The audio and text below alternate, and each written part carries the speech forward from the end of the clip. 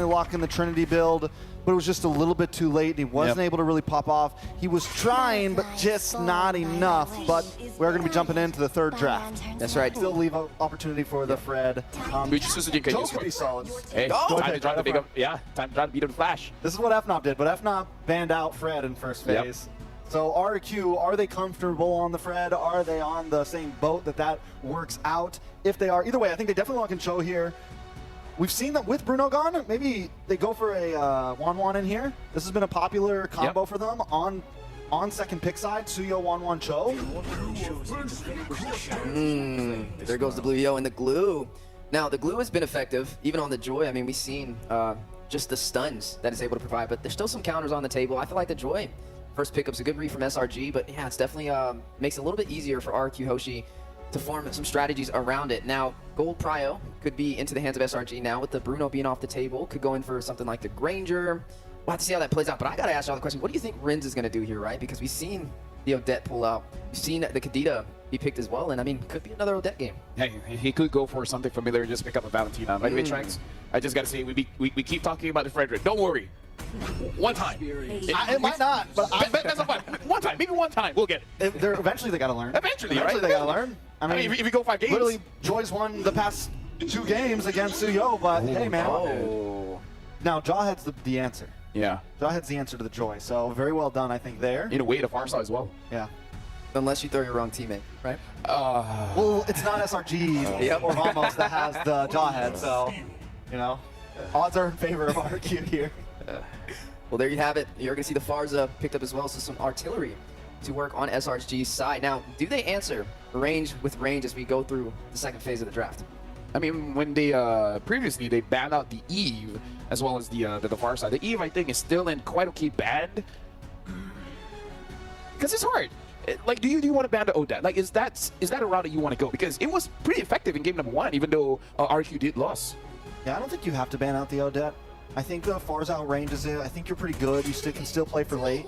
I think banning into Skylar right here is important and pretty big right now, and I like the 1-1 ban. I'm just, the Jawhead is scary at this point, man, and we saw RQ last time already went out in early game in game 1 against Joy. I don't think RQ will make the mistake again of not closing out around that 12 or 13 minute mark. So we'll see. SRG, I want to see maybe a little bit of early game opportunity here, something to kind of help them push and make it through in that early game.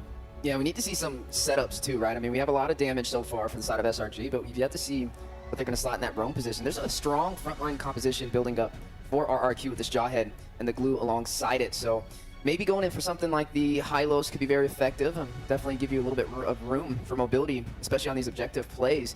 Could be a possibility for the side of SRG. And then we also got to see what marksman will be sliding in. They already took out the 1-1. Definitely worried about Skylar. And now they're going to take out the Iridale as well. I like that. I like that because that pressures the far side as well. I'm really curious to see what roamer will Humes be using because going up against the Jawhead, you can get picked off quite early in the game, and then we see what kind of snowball RQ can get for themselves. So I feel like EXP with the Gato being gone, I'm pretty okay with Cram using any kind of hero. I'm just worried about Humes. What does he have for this one? It's a tough spot. I think I don't know how well the Hylos is gonna do against the Jawhead. Call the Valentina, by the way. Late game turnaround, Valentina's very clean. They get the feathered airstrike, they have opportunity. SRG, did we see them pick up a Kufra? Yes, yesterday. Not super flashy. It did its job, but nothing too crazy. But definitely, win. It just wasn't as impactful, but it got the job done. I mean, hey. I'm thinking about something that, you know, just closes the distance quickly and doesn't have to sit in front of a Jawhead, you know? Can actually kind of...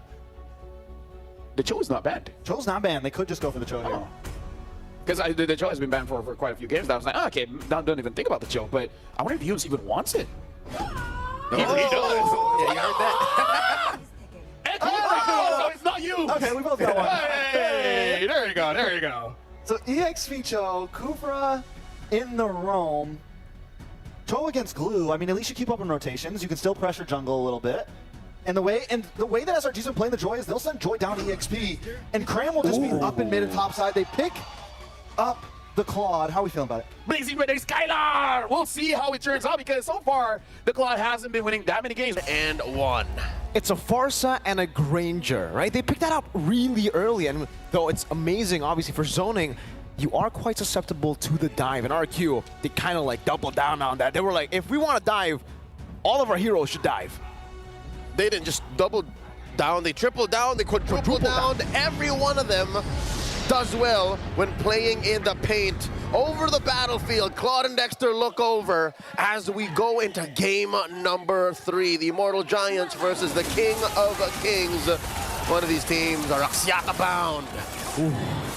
Top 4 bound for both these teams. Well, for one of them, Skylar on a signature, you guys know it, Blazing Duet from Skillar pick. It's been a while since we last saw him pop off on the old favorite, so this should be a treat for all those longtime King Skylar fans.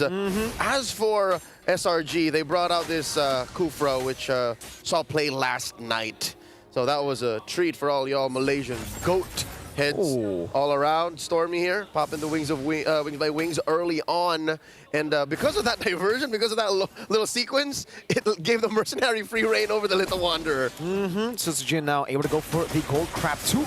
Okay, secures it with the Soul Sever. It's Festival Blood and the Rupture, so nothing too crazy here. Skylar also quick with it. Warrior Boots and Tenacity. He knows exactly how much of a bully this Granger can be in lane. So decides to respect it with the common emblem too. More HP and mana regen. Well, right. No mana. It's just HP now. Just HP. Took it out in the last patch. The young king knows that he's going to be trading blows with the half-man, half-beast. Let's talk about the XP lane matchup. What does this look like to you? Dyron on the glue. Played it 3 games in a row now versus Kram's Cho.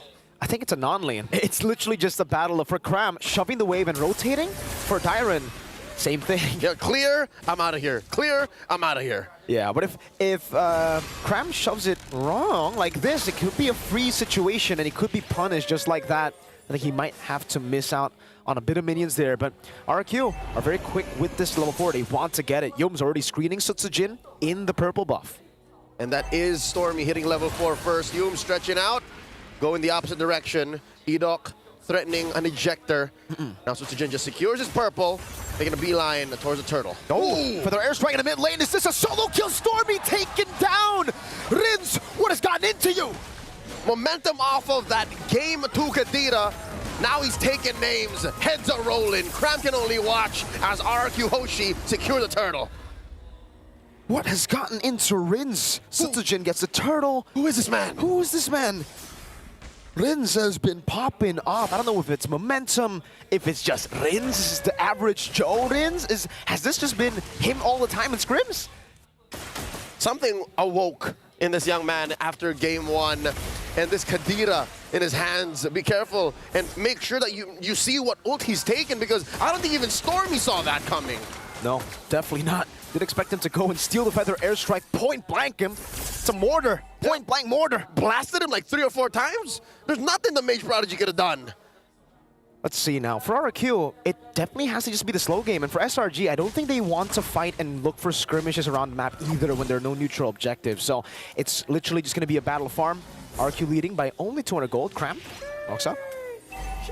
The quadruple dive isn't going to come into play just yet. Yeah. What RQ Hoshi have walked away with in the first 2 or 3 minutes of this game is literally just stuff that came to them for free. That means they're just waiting for Skylar.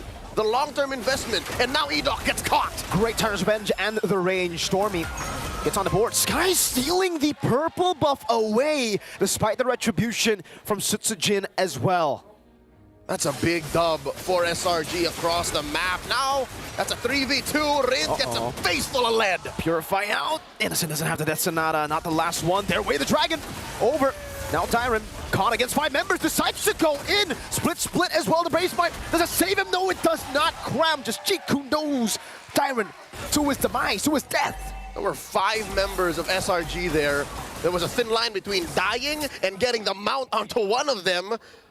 But truth be told, there was very little reinforcements from RRQ. So back-to-back-to-back engagements. SRG caught them lacking, and now here we go, another one! Blaze it out from Skylar, Ejector, and the Flicker. Yum's gonna be taken down. Meanwhile, Sky diving in deep, getting the electrifying beats over to Skylar to take him out.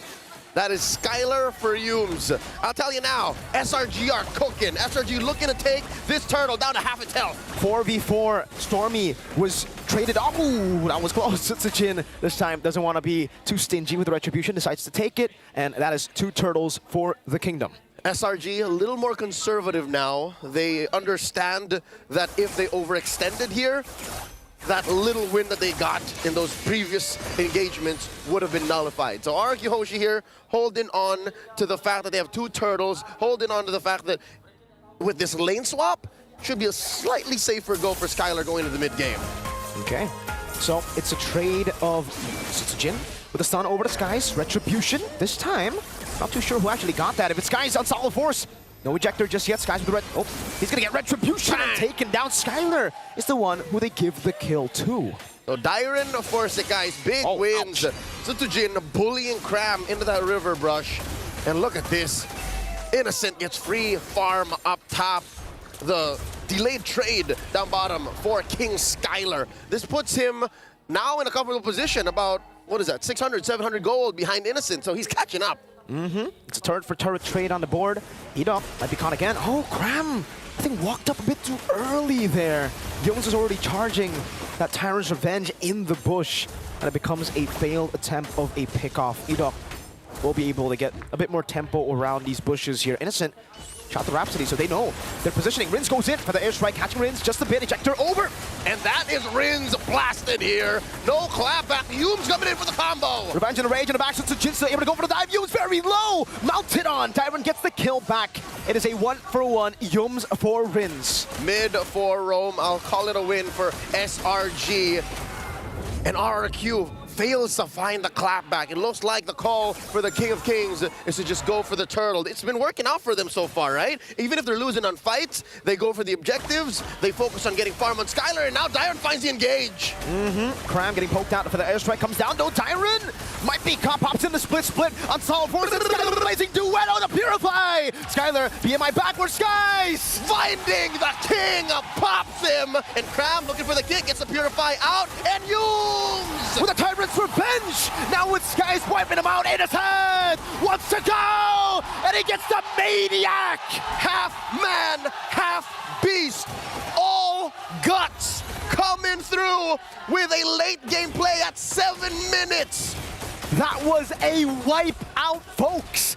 In the 7th minute of the game, RQ Hoshi tried to battle with the Red Giants, but they ended up getting stomped to the ground. John Vincent Banal, also known as Innocent, walks into the kingdom, brings out his guns and says, put them up. I'm taking y'all down. We gotta get the replay. We gotta watch that for a second time, man. What happened in the skirmish? I'll tell you now what happened. Humes looked into the future and said, Innocent, I got you. So they got scrambled up over here. Cram forced out a Purify, and then that was the go signal. The green light for Humes to catch 2 with the Revenge and Rage, and Innocent to just start blasting people into the back line. And those were Sky Piercer stacks, buddy. It wasn't just kills. Oh my goodness, Cram.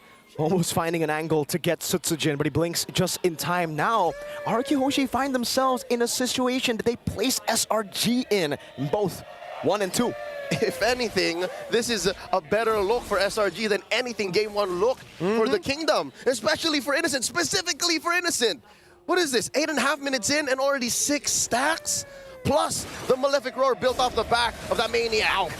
Yeah, Skylar's not going to be able to walk up just like that. Rins gets punished too. Yums is healing off of Rins' damage. Yeah, that gold lead is playing a big, big factor here in game number 3. SRG, they can smell match point already.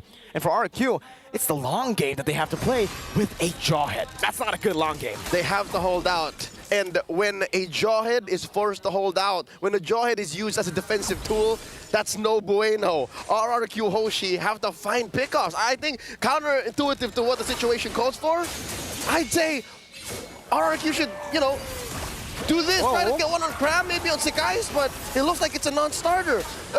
Sutsujin isn't even getting his buffs. Nah, it's not. They can't walk up. Cram actually went for the way to Dragon, though the angle was off. Skies was able to steal away the purple buff, and this is a level lead for the Sky Prince. So for RQ, the big question is the question we've been asking for SRG. Do they want to contest the Lord this time in game number 3, right? They're so far behind, but I think with this kind of composition, they might have to gamble with the Lord contest. I'll say, just make sure Skylar is in the clear, right? Do the dance if you have to. Put Dyron up in front. put Edok up in front. He has a flicker, so maybe you can, I don't know, go back to as far as 2021 and TikTok play out of something. Do it to Cram. Cram has been putting himself in harm's way. It's actually Yums who's been hiding in bushes more often. So that's, I think, the reason why these turnarounds are happening. Why that big play from Innocent happens because of the way Yums just caught 2 dudes. Golden Staff for Skylar. That's the 3-item power spike, but he has been outscaled out of that power spike, I feel. You know, SRG have that snowball building, and that's a BOD that Innocent is almost complete. In 10 minutes, 4th item BOD? Oh, Innocent's gonna hurt. Before the 12-minute mark, might even be after this Lord spawns immediately, this BOD is gonna be built. There you go. There it is. He's just farming, power farming here. That's a 2,000 gold lead between the gold laners. Lethal pokes. And look at this, can't even stand in the Y brush. No. Dyron is a passive push off camera, but that's all that RQ can get as SRG secures the Lord. Just one Death Sonata, and you can see how much damage it does to Skylar. If he walks up against a Feathered Airstrike plus Death Sonata Rhapsody, I don't know, man. And that's what puts King Skylar in such a predicament. He's forced to build the Wind of Nature ASAP, Rose or Gold? go this way, Rose Gold. Because at least to him and to RRQ, the real threat is Stormy. The real threat is Sekais. The whole Innocent situation can only really happen if everything is set up for him. Yep. So, I'll tell you now, this is a solid go. They're focusing on what's important. They catch Edok. Wave the Dragon from Cram. Edok caught all alone. Has the flicker, but Skies will just pick this kill up. No flicker necessary from Edok, and Skies just assassinates him. 5.5k gold lead. Cram is looking for more. Doesn't have the flicker anymore, but this should still be a good angle for him to attack. Lord taken. Oh, that's nada. Dyron will body block the second shot. Sutsujin is down below. The Mercenary just on his way back. Holy Shield pop. Wave cleared. Dyron looking for a mount.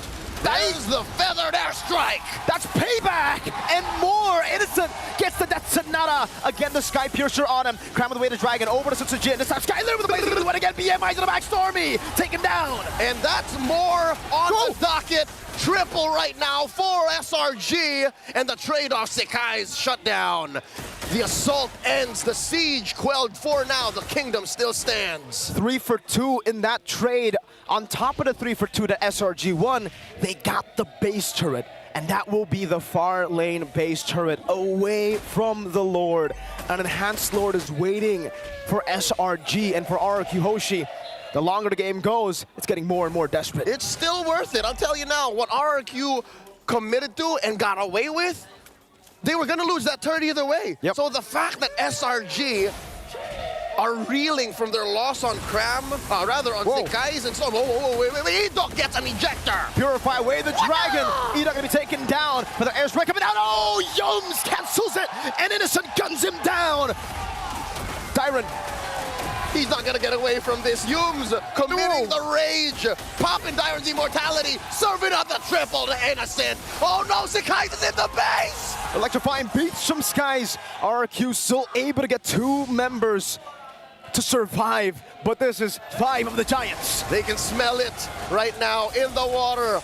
Blood for the Giants to scoop up and end right here. For their airstrike and the way to Dragon over to Sutsujin. The mini waves, it's a big cannon minion. It will be cleared out. Edok walks up with the ejector, now gets Yums as well. Skylar with a blazing duet onto Yums. It'll be a kill over, that's 2. And now the better airstrike. Innocent again will gun Rins down. The punish.